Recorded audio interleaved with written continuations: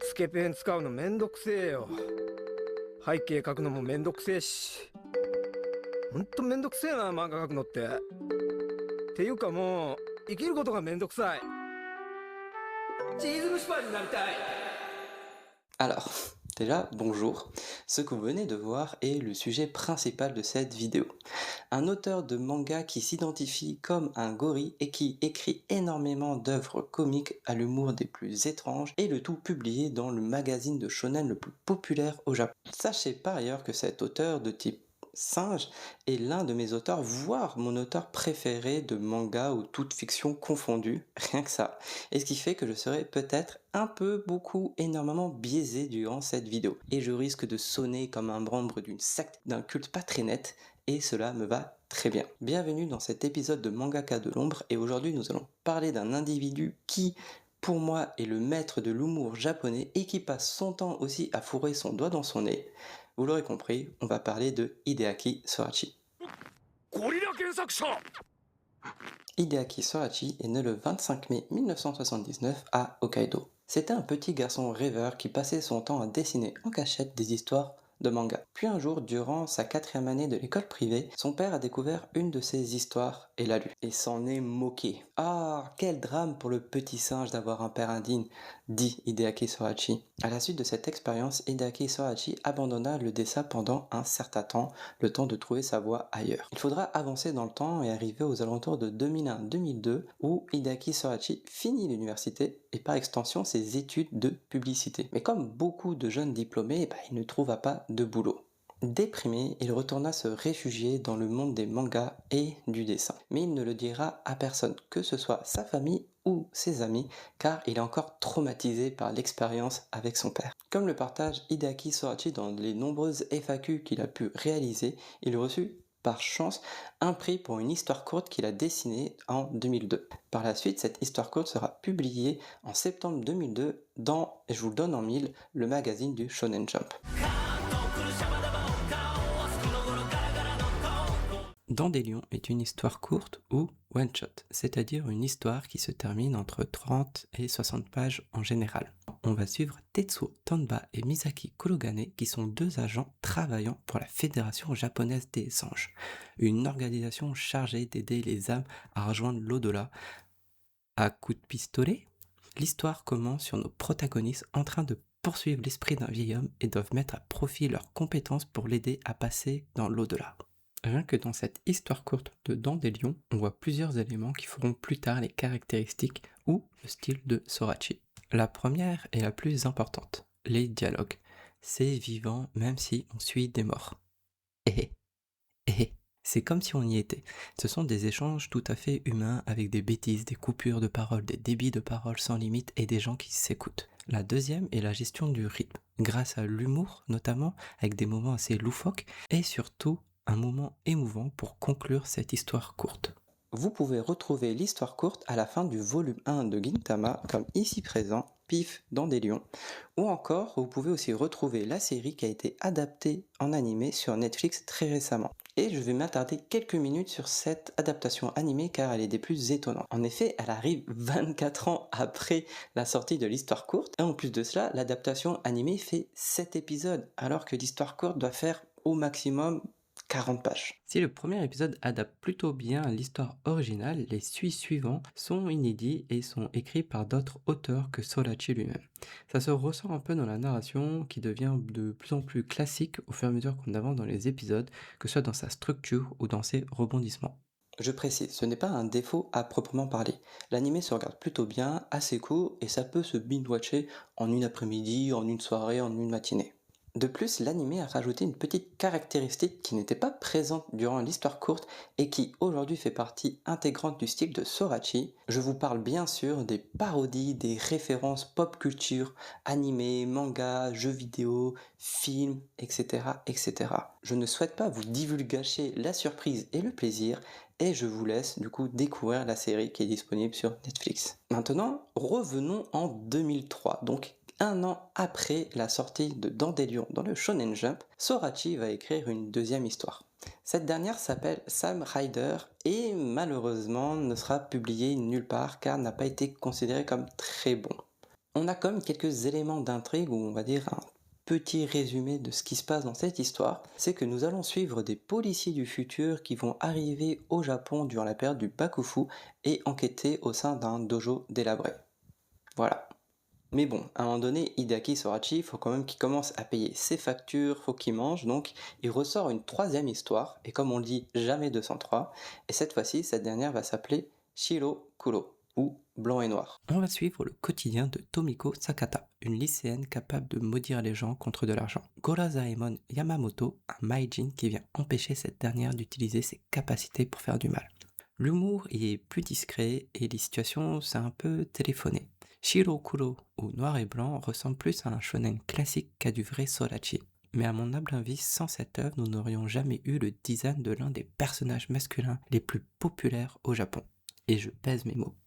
Je vais être honnête avec vous et je pense que je fais très mal mon travail de membre de secte, mais Shiro Kuro ou Blanc et Noir en français est l'histoire courte qui m'a le moins conquis ou le moins intéressé, ou voire vraiment pas du tout intéressé de la bibliographie de Hideaki Sorachi. Je l'ai dit. L'année 2003 sera une année importante pour Hideaki Sorachi, mais aussi pour le magazine. Car quelque chose, autre que Shiro Kuro bien sûr, va s'y installer et marquera l'histoire et rentrera dans le panthéon des meilleurs shonen of all time. Je vous parle bien sûr de Gintama. Commençons par le commencement. Aujourd'hui, on ne jure que par les chiffres, comme si c'était un gage de qualité. Alors je vais jouer le jeu. Où se situe Gintama dans tout ça? C'est une série de mangas qui s'est terminée en, comme vous pouvez le voir, 77 volumes publiés de 2003 à 2018 dans le Shonen Jump. Gintama est plus long que Naruto avec 75 volumes et Bleach avec 74 volumes. De plus, Gintama fait partie des élus à avoir eu une adaptation animée qui couvre l'ensemble du manga tout en mixant les plaisirs. C'est-à-dire qu'elle a une série animée qui a débuté en 2005 et qui compte 367 épisodes, puis suivi de plusieurs films pour conclure l'œuvre. Et je suis sûr qu'une grande partie de vous ne connaissent pas Gintama de près ou de loin, ou qui connaissent un peu et n'ont pas osé tenter sa chance au vu de sa longueur ou de sa réputation. Je reviendrai sur cet élément plus tard. Sans faire du rage baiting content comme peuvent le dire les Américains, et en me basant uniquement sur ces chiffres, Gintama est meilleur que Naruto, Bleach ou encore Demon Slayer. Et je vous rassure, Gintama est meilleur que ses œuvres sur bien d'autres aspects. Voilà, je le dis, je le pose. Maintenant que je vous ai un peu énervé, je vous ai un peu rendu tendu et commencé à écrire des commentaires de haine, revenons sur la jeunesse de Gintama. La question qu'on peut se poser après tout ce teasing, c'est comment Hideaki Sorachi a pu créer cette œuvre. Il existe sur cette terre un individu qui gratte souvent son entrejambe, d'après l'auteur lui-même, et qui, sans lui, Gintama ne serait jamais né. Je vais vous parler de son éditeur, Onishi Kohei. Durant cette année fatidique qu'est 2003, Hideaki Sorachi voulait écrire un manga s'inspirant fortement de l'univers d'Harry Potter et donc dans l'univers des sorciers avec de la magie. Qui, au passage, Hideaki Sorachi n'a ni vu les films d'Harry Potter et encore moins lu les livres. Mais il voulait un univers magique un peu remanié à la sauce japonaise. Pourquoi ce setting, vous allez dire? Tout simplement, Hideaki Sorachi voulait créer un univers ou un environnement pour ses personnages qui n'y a pas de limite ou qui n'a pas forcément de logique et qui ne vont pas le brider dans ses idées comiques ou farfelues. Sauf que son éditeur, Monsieur Onishi Kohei, avait une autre vision. Il faut savoir qu'au Japon, la chaîne publique NHK ou Nippon Hoso Kyokei diffuse chaque année un Daiga Drama, une grande série historique télévisée très populaire et qui retrace une période de l'histoire japonaise. Et pour 2004, le thème annoncé était le Shinsengumi, la milice de la période du Bakumatsu. Onishi a vu une opportunité en or, surfer sur cet engouement national pour lancer un manga sur le même thème. Le problème avec tout ça? Tout simplement, cela forçait Hideaki Sorachi de respecter un cadre historique officiel. Tout ce qu'il voulait éviter. D'autant plus, il avait déjà essuyé un échec dans cet univers-là de cadre historique avec sa deuxième histoire courte, Sam Rider, qui n'était pas assez bon et qui n'a pas été publié.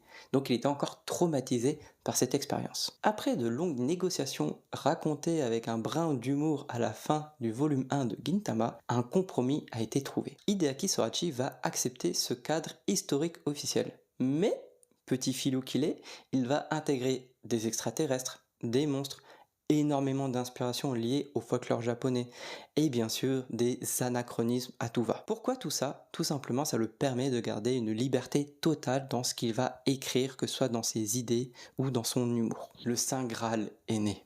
Gintama est là. Le manga débute fin 2003 dans le Weekly Shonen Jump que je ne présente plus. Et la concurrence est féroce.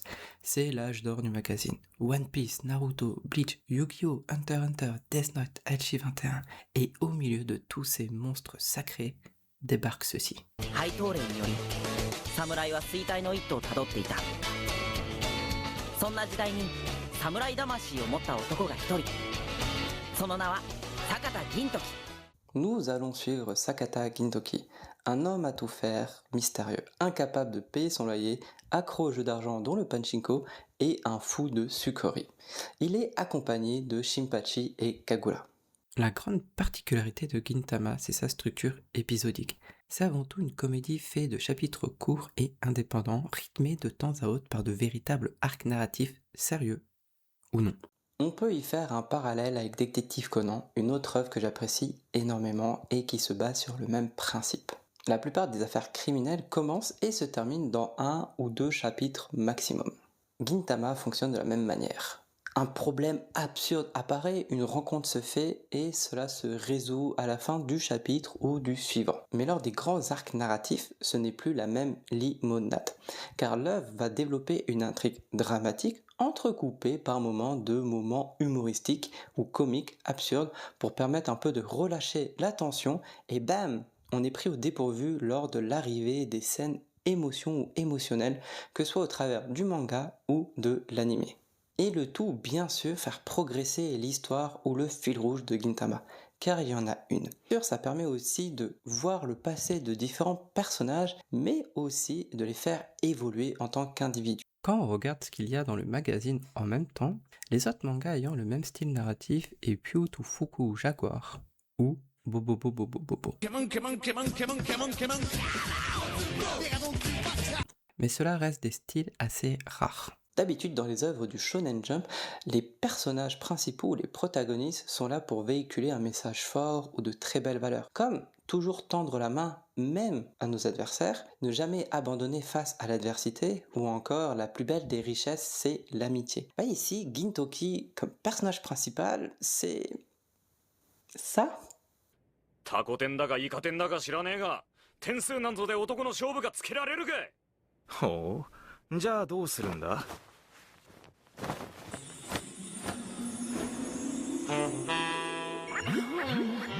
もう次は負けないんだから。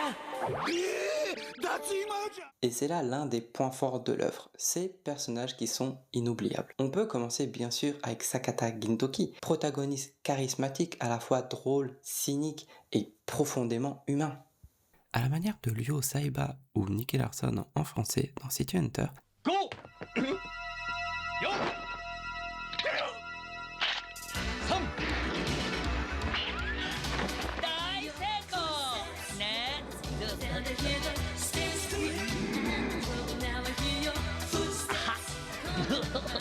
notre protagoniste est adulte, a un vécu, un passé qui nous sera révélé au fur et à mesure et qui vient rajouter une couche tragique.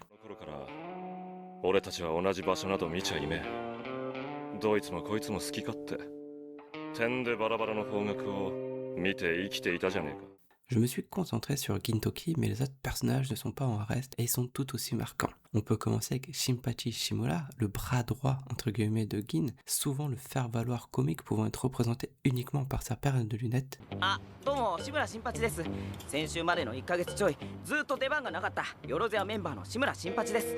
一応この作品じゃ主にツッコミ担当させても。おい、スタッフいい加減にしろよ。これアニメだろ。久しぶりの出番なんだから僕くらい担当ええでか。 Mais qui relève une grande loyauté au travers de l'œuvre. Nous avons aussi Kagura, combattante puissante et attachante, mais qui casse tous les codes de l'héroïne mignonne. Elle mange comme 4, a parlé très cru, vomit à l'écran.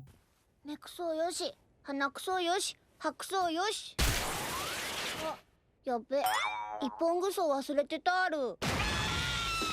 ヒロインに。でもこれなくなったら髪編めなくなるし、それで編んでたの。月見ても変身できなくなるし。変身できた戦闘服着た時ベルトみたいに腰に負けなくなるし。ただいま。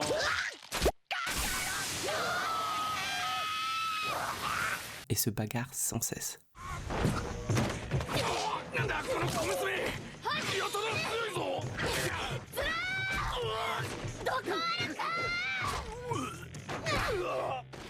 Toshiro Hijikata, le vice-commandant du Shinsengumi, impitoyable au sabre mais doté d'une addiction incontrôlable pour la mayonnaise et la cigarette.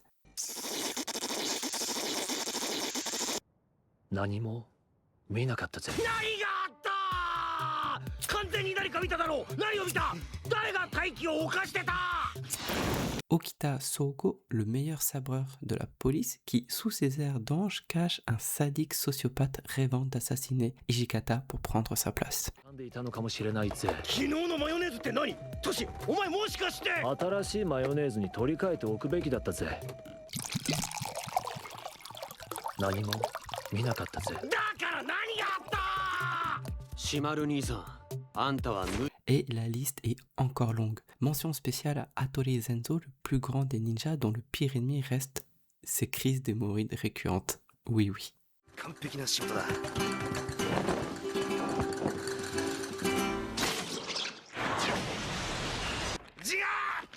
んだ、またかい。なんだ。 Malgré le côté très comique ou absurde des situations qui mettent très peu en valeur nos personnages, eh ben, à part moments, on va voir l'inverse. Des moments très forts où ils seront mis en valeur.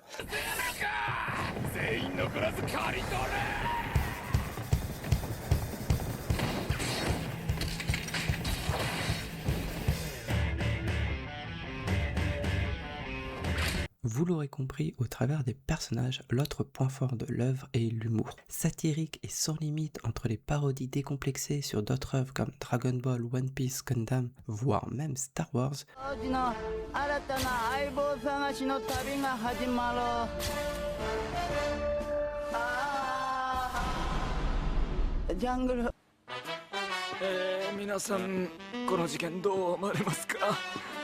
ou encore la politique japonaise, personne est à l'abri, pas même l'éditeur Onishi Kohei ou l'auteur lui-même. これ作家の天地くん。天地くん、今日はこの坂田さんと3人で打ち合わせすることになったからね。でも、漁業の素敵な冒険の荒木先生はハンサムだし、年取らねえじゃねえかよ。あの人はゴリラじゃないけど、永遠の時を生きる妖精さんだから。Et cela ne se limite pas à la parodie. Les personnages cassent le quatrième mur en parlant ouvertement de leur propre manga ou animé, des problèmes de budget, production. 白状しましたよ。エリザベス、いや、監修のおっさん。ごめん、バレた。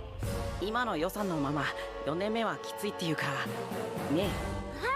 そうある。来週からは人気のあった話数を再放送とかしとけばいいね。オープンエンドだけ変えとけば誰も気づかないよ。おお、それいい。 Ou encore des classements de popularité des personnages au sein du magazine Weekly Shonen Jump, et dont ce dernier fera un arc à part entier. その結果順位に納得がいかない者たちによって血で血を洗うランキングバトルが始まってしまった。 Bref, je vais ne pas vous faire un listing complet de toutes les formes d'humour que Hideaki Sorachi va employer durant toute la série des 77 volumes, mais je peux vous citer les principaux qui vont revenir assez souvent. Le premier ou le principal qui va être souvent utilisé, c'est le principe du bokeh tsukomi. Je vous en ai déjà parlé de ces formes d'humour japonais au sein de la vidéo portée sur Shinohara Kenta, où je vous remets un petit lien quelque part. Petit fun fact, je vous ai parlé du coup de ma vidéo sur Shinohara Kenta, et bah c'est pas un hasard, car il faut savoir que Shinohara Kenta était l'assistant de Hideaki Sorachi. Et on sent fortement les influences de Hideaki Sorachi dans l'écriture ou dans la narration que propose Shinohara Kenta au travers de Skate Dance ou Witch Watch. Sachez qu'il existe même des épisodes spéciaux ou des chapitres spéciaux qui font le crossover entre Skate Dance et Gintama. On peut même retrouver ce chapitre spécial à la fin du volume 41. Donc c'est encore une autre raison de acheter le manga. Deuxième petit fun fact, le doubleur japonais de Sakata Gintoki est monsieur Tomokazu Sukita, un grand monsieur qu'on ne présente plus. Il faut savoir aussi qu'il a doublé le personnage de Switch, donc un des personnages principaux de Skenkens. Ce qui fait que lors du moment du crossover animé, l'ensemble des personnages vont casser le quatrième mur, étant donné qu'ils vont avoir des voix qui se ressemblent. Un épisode très drôle au passage. 何年経っても弱者を演じることで嫌味なく全てのものに噛みつけるだろう。とんでもねえこと暴露してんじゃねえよ、パソコンメガネ。エンターキーに壁を仕込んだのかい。暴露？何自分で言って何自分で突っ込んでるくせに何？ Pour faire simple, le principe du bokeh Tsukomi se fait souvent à partir de deux personnes ou deux personnages. Un qui va faire le bokeh et l'autre le Tsukomi. C'est-à-dire qu'il y en a un qui va être dans une situation assez absurde ou qui va émettre énormément d'absurdité, et l'autre qui sera toujours droit et qui va lui dire mais non, ce que tu es en train de dire c'est complètement fou, ça marche pas comme ça les magasins, nanani nanana. Donc c'est sur ce décalage que va fonctionner l'humour. Dans Gintama, on retrouve aussi les comédies de situation, bien sûr, entre ce décalage entre les extraterrestres qui arrivent dans une période assez féodale du Japon, ou encore les running gags. Le plus connu est les situations où l'humour volontairement vulgaire, grossier. Par exemple, il y a pas mal de blagues autour du pipi, caca, l'entrejambe, nanani, nanana. Moi, ça me fait toujours aussi rire, je suis un public facile, vraiment sur ce niveau-là. Et cette vulgarité, un peu tout le monde va le payer, dont l'auteur et la maison de production. Pour rappel, Gintama aura droit à une adaptation animée à partir de 2005 et sera diffusée à 18h sur une chaîne télévisée nationale japonaise. L'organisation BPO, ou Broadcasting Ethics and Program Improvement Organization, gère les complaintes et soucis éthiques en investiguant sur des programmes problématiques.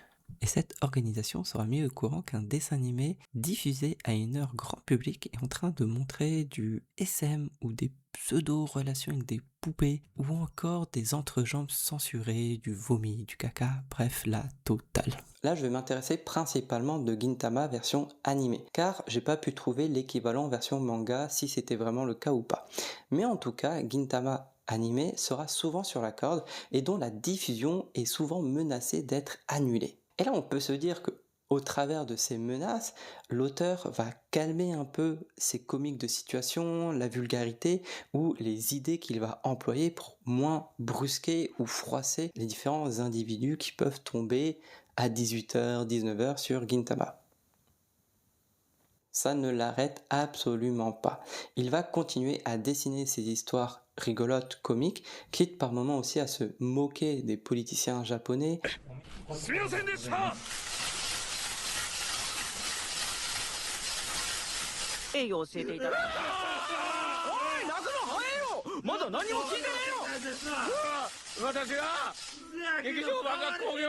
Ou continuer à proposer un peu cette vulgarité humoristique. On ne peut pas tout le temps rigoler de tout et de rien. Il faut un peu de sérieux, voyons. Et quand Sorachi nous délivre des arcs sérieux, ça envoie sec, comme disent les jeunes. Les drames nous touchent directement et profondément. Pourquoi ? L'auteur Hideaki Sorachi nous a montré le quotidien des différents personnages. Même si ces quotidiens peuvent être le plus absurde avec certaines espèces aliens ou une invasion de cafards de l'espace, qu'importe, on voit de la camaraderie entre ces différents personnages. On voit les relations qu'ils ont entre eux, souvent une forte amitié ou de l'amour. Ça peut être aussi un amour paternel, comme peut avoir Gintoki avec Kagura.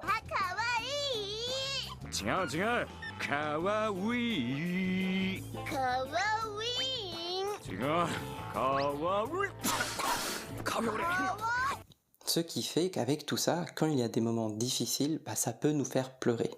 Oui. L'un des arcs les plus populaires de ce type reste Benizakura, qui est le premier arc montrant les différents antagonistes de l'œuvre, quelques révélations sur le passé de Gintoki, ainsi que des scènes de combat inoubliables. Il est tellement populaire qu'il a été adapté 3 fois sous différents formats. Une première fois, bien sûr, dans la série animée.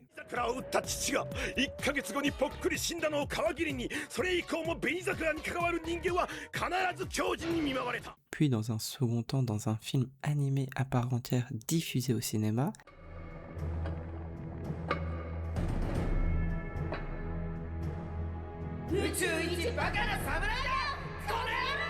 Et enfin, en 2017, un film live-action diffusé lui aussi au cinéma. どうぞ。ここ風の谷じゃないけど飛びます。 Et le tout, que ce soit du drame ou de la comédie, tout est porté aussi par le dialogue. C'est tip top. Les personnages, dont Gintoki, mais je précise quand même un grand panel de personnages, vont nous délivrer par moments des conseils de vie, soit très pertinents, soit avec des comparaisons un peu bizarres, mais qui vont quand même résonner avec notre quotidien ou comment on veut aussi profiter de la vie. Et cela marche très bien. 漫画の結末は決まってるかもしれねえな。そうじゃろ。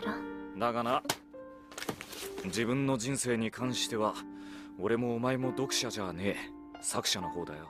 Les doubleurs japonais ou les seiyuu sont tous incroyables. Il n'y en a pas un en dessous de l'autre. On retrouve bien sûr Sukita Tomokazu ou encore l'incroyable Fumiko Tachiki qui nous délivre des prestations folles. Réellement, allez encore une fois regarder l'anime Gintama. 俺ははめてねえ。はめたのはおめえじゃねえか。 Comment rendre l'ensemble encore plus dynamique? Eh bien la musique bien sûr. Entre les génériques d'ouverture et de fin, qui sont d'excellente qualité musicale et visuelle, peuvent être aussi détournés à des fins humoristiques. Des personnages qui tombent au milieu du générique, qualité d'animation volontairement rabaissée, etc.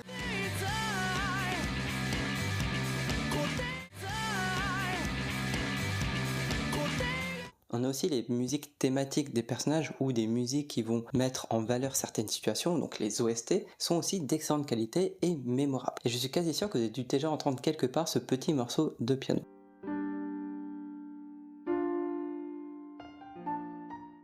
Parlons un peu des défauts, car oui, il y en a, même si, à mes yeux, ce ne sont que des qualités. Le dessin du manga. Au départ, le trait n'est pas le plus impressionnant. Sorachi lui-même le reconnaît dans ses FAQ. Néanmoins, son coup de crayon et son découpage s'améliorent grandement au fil des tomes. Le second défaut, et peut-être le plus important à mon sens, c'est le rythme au démarrage. Les premiers volumes, donc jusqu'au volume 7-8 je dirais, et les 50 premiers épisodes de l'anime, servent principalement à poser l'univers et présenter la large ou très large galerie de personnages. Cela demande de la patience au début avant de profiter pleinement de ce qu'est réellement Gintama. Et enfin, le troisième défaut, qui à mon sens est plus pour le public occidental, c'est l'accessibilité de l'humour. Beaucoup de gags reposent sur des jeux de mots, la politique locale ou encore la pop culture japonaise. Sur Crunchyroll, pour l'anime, vous pouvez retrouver par-ci par-là des annotations explicatives qui peuvent rendre certaines blagues un peu plus faciles d'accès. Et encore, ces annotations sont en anglais et sont très très courtes. Au moment où je suis en train de monter cette vidéo, ADN a annoncé la diffusion de Gintama sous-titré français sur l'autre plateforme. Donc, incroyable nouvelle. Par contre, j'ai toujours cette petite crainte de ne pas avoir ces magnifiques annotations qui permettront de briser la barrière culturelle ou expliquer les sous-entendus de Gintoki. Je vous mets à l'écran quelques extraits de ces annotations écrites, partagées par ces équipes, on va dire amateurs, amatrices, et réellement je souhaite les remercier si jamais ils passent par là, car ce que vous avez pu réaliser dans l'ombre a joué énormément dans mon amour et dans ma compréhension de l'œuvre qui est Gintama. Donc merci à vous. Les premiers épisodes sont durs, je le sais, mais faites-vous violence car ça en vaut réellement la chandelle. Et si vraiment vous n'y arrivez pas, sachez que j'ai découvert dans d'autres vidéos YouTube des gens qui disent qu'ils ont regardé jusqu'à, je crois, les 60 ou 80 ou les 100 premiers épisodes en x1,5 ou x2 et pour eux, ça n'a pas dérogé leur expérience. Donc, essayez peut-être, regardez peut-être en 1,5,5 ou en x2. Pour réellement finir cette partie sur Gintama, Netflix va sortir un film d'animation qui va retracer ou résumer le deuxième arc le plus populaire de cette œuvre qui s'appelle Gintama Oshiwara in Flames, qui devrait sortir je pense le 17 août ou sûrement au moment où la vidéo va sortir. Je pense que ce film peut être une excellente porte d'ouverte à l'univers un peu loufoque d'Hideaki Sorachi et peut-être regarder l'épisode 3 et 4 de l'anime que vous pouvez retrouver sur Crunchyroll qui vous permettent un résumé ou une présentation de nos protagonistes. Mais même sans ça, je pense que vous pouvez aller voir le film les yeux fermés. Enfin, plutôt les yeux ouverts pour vraiment passer un excellent moment, mais en tout cas, allez le regarder. Je pense que le film va faire peut-être 2h ou 2h10. Allez-y, il y a des moments sérieux, beaucoup d'éléments comiques ou des running gags ou autres, donc pas mal d'éléments qui fait le style d'Hideaki Sorachi. Donc allez-y. Bon, maintenant le petit Hideaki Sorachi. Qu'est-ce qu'il a fait? Il faut savoir qu'en parallèle de Gintama, il a sorti 2 one-shots qui sont sortis respectivement en 2008 et qui s'intitulent 13 et un 4e sorti en 2010 intitulé Bankara. Je ne vais pas vous parler de ces ouvrages. Je vous mets quelques extraits comme ça à l'écran pour vous donner le style ou sur quelle thématique ça va aborder, mais en tout cas vous pouvez les retrouver, ces 2 œuvres, respectivement à la fin des volumes 28 et 31 des mangas. Encore une fois, ce sont des histoires courtes qui se lisent plutôt bien, toujours bien meilleures que Shirokuro, vraiment j'y arrive pas avec celui-ci, donc voilà, allez-y, et en même temps ça peut vous donner aussi une autre raison d'acheter le manga. Et là, Hideaki Sorachi a écrit peut-être ce qui sera à jamais l'œuvre de sa vie, et on ne va plus en entendre parler de lui pendant longtemps, jusqu'à ce milieu d'année 2026.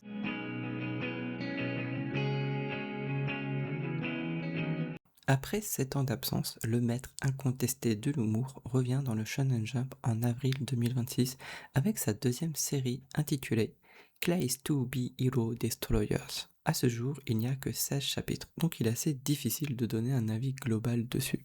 Déjà, de quoi ça cause? Le roi démon qui avait plongé le monde dans les ténèbres a été vaincu par le héros, et la lumière est revenue. Mais le roi démon a laissé derrière lui une partie de lui-même sous la forme d'un successeur connu sous le nom de Valéris III. Afin de rétablir son règne des ténèbres, le nouveau roi démon s'aventure hors du château des démons et se dirige vers notre monde. Mais l'endroit où il fait son apparition est... On peut penser, au vu du synopsis, que c'est un énième isekai. Non. Ce n'est pas le cas, je vous rassure, pour ceux qui sont un peu allergiques à tout ça. Rien qu'au titre et aux différentes situations dans lesquelles vont s'inscrire les différents personnages, on est beaucoup plus proche d'une parodie ou d'un hommage à l'univers de Dragon Quest.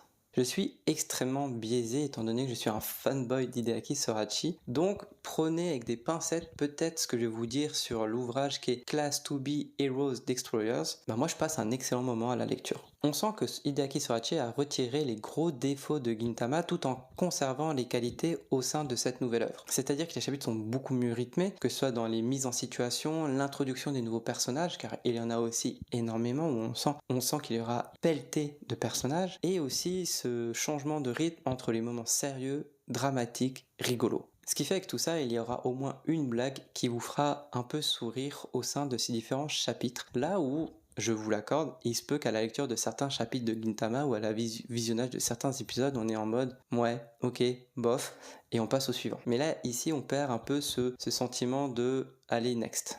Je ne vous présente plus l'application Manga Plus qui est disponible sur vos téléphones ou sur l'ordinateur, mais en tout cas, vous pouvez retrouver pendant ce temps l'ensemble de l'œuvre gratuitement, toujours en anglais malheureusement, mais vous pouvez retrouver l'ensemble de l'œuvre disponible là-bas. Et peut-être que c'est le serpent qui se mord la queue, mais c'est assez rigolo de voir Hideaki Sorachi commencer une nouvelle œuvre dans le Shonen Jump, là où son ancien assistant Shinora Kenta est en train de conclure son œuvre actuelle qui est Witch Watch. C'est un étrange passage de relais que nous sommes en train d'assister au sein du Shonen Jump, où on voit l'élève qui prend la relève du maître ou le maître qui reprend la... On sait plus.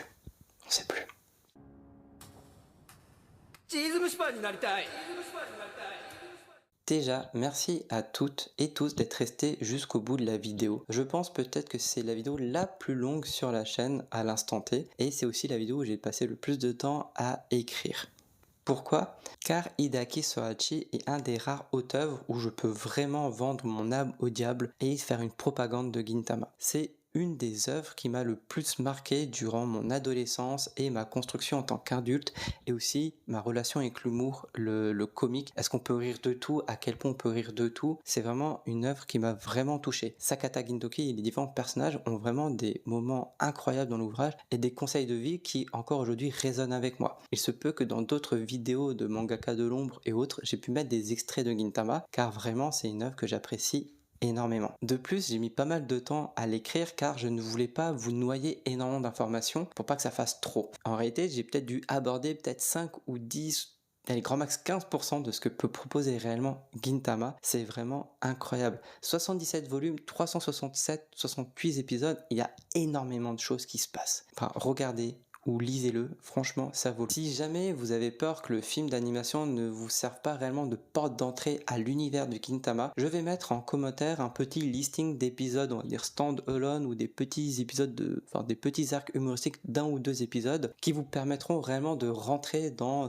l'univers de ce gorille. J'ai pas d'autres mots, donc voilà, je vous mets ça en commentaire. Les petits épisodes que j'ai pu vous partager ou les petits arcs vous ont plu, alors réellement foncez et regardez les 367 épisodes.